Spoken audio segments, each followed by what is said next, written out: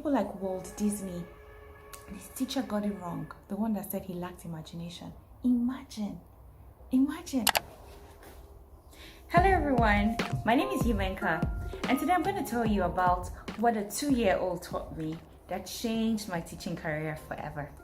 Now I'm going to talk about Dara. Now Dara is a very amazing child.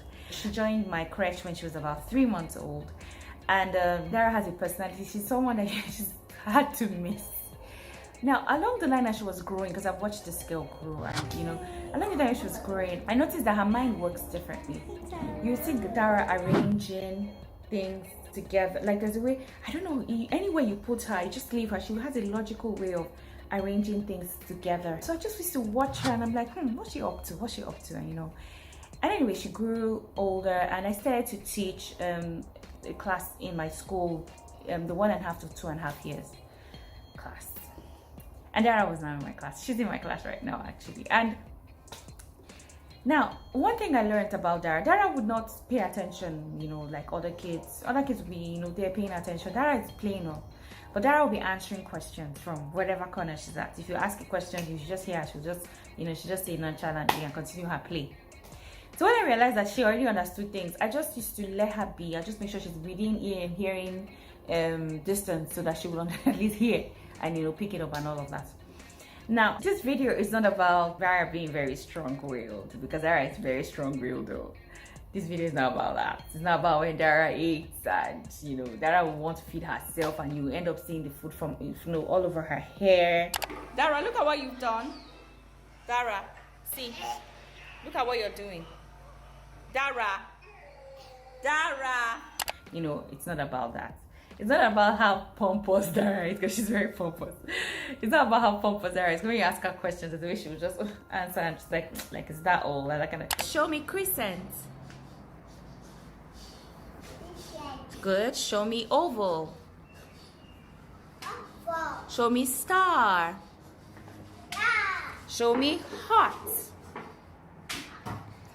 Dara, this video is not really about that. This video is about the day that Dara taught me something that changed my whole teaching career forever. Now, this day we're having storytelling class. Our story that day was Gingerbread Man. Now, Gingerbread Man is one of the favorite stories of the kids in my class, and it's because the story has a lot of animals in it. Okay, so that particular day, I was reading the book, and of course they were following. So I'm like, okay, so what animal is this? What sound does the animal make? And Dara was just at a distance. That day, this stuff for someone that loves animals, because Dara loves animals, you always catch her playing with animal models. You will always catch her doing that. So for that day, for someone that loves animals, she was just, at a distance, she just kept staring at the book. I asked every other person questions. Dara was not answering. I even asked her, she was just, her gaze was just fixed at something in the book. Next thing, Dara said, 7. And I was like, okay, what is this one again? What's this girl up to? I was like, Dara, what is 7? And she just said, she now pointed at the page number. Apparently we're on page 7. So I wanted to be sure that I wasn't a lucky guess. So I turned to another page. I was like, what page number? What number is this, Dara? She's like, 10. I turned to another page. What number is this? Now, why I was so excited about this was that I was already teaching them how to count, but they didn't know how to identify numbers. So they knew how the sequential, 1, 2, 3, 4 to 10. But they couldn't say this was number 1 or this was number 2. So it had been a struggle trying to get them to understand. So every day I would show up, I would take them to the number wall, the display wall, and show them, okay, this is number 1, number 2, repeat after me. I was almost getting frustrated. It was as if these people are not even getting this. I would use number rhymes. I did different things. I was not getting any good response. So that day I was so excited. I stopped storytelling. I lifted my Dara. I put her on my shoulders. We ran across the class. We came back. I was just excited. And you'll be wondering what's so exciting about that. See, I realized one thing, and this is what Dara taught me. When you're teaching kids things, they're like sponges. They will absorb it. But sometimes they don't give you response. They don't respond when you need them to. But it doesn't mean that they don't understand. It doesn't mean that they're not assimilating. It doesn't mean that they're not paying attention. The thing is, they would eventually regurgitate regurgitate. They will eventually regurgitate what you teach them at the most unexpected times. Now, this is what I learned that day. I learned to celebrate those moments. Like, I had to let Dara know that yes, that is number 7. Yes, that is number 10. You're getting the numbers correctly. I'm so proud of you. You did a good thing. You know, I was so excited. I was over the moon, really. I just started to think. I was like, okay, so back then in school, we had kids that we just always thought, oh, some teachers had already written them off that these ones are dumb, they don't answer questions, they don't know. Could it be that they probably understood but probably didn't respond at the time we wanted, so we just wrote them off? The British curriculum, one of the curriculums that we imbibe in my school, actually pointed out that there are 3 characteristics of effective learning.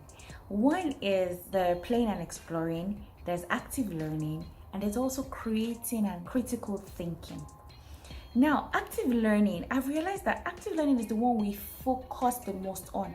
So some of us, we've written other people off just because we have based them towards one third of what makes learning effective. That's crazy. What Dara taught me that day was to sit back and to allow things happen sometimes. Celebrate moments. So that day, from that day, I actually prayed. I told God to open my eyes, so that I don't miss those moments.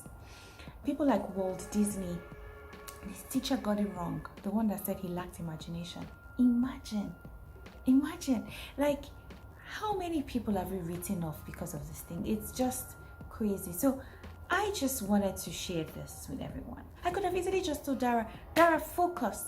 We're doing gingerbread man now. And I would have lost that child. Please, I beg you, please.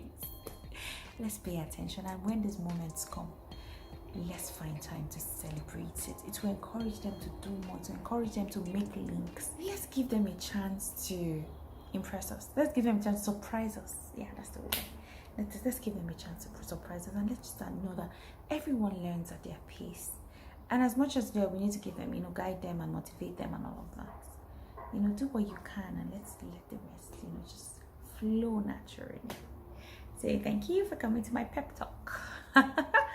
Yeah, it was nice to have you here. I hope you learned something from it. I hope this moment begin to mean something to you, and I hope your kids begin to give you many of those moments.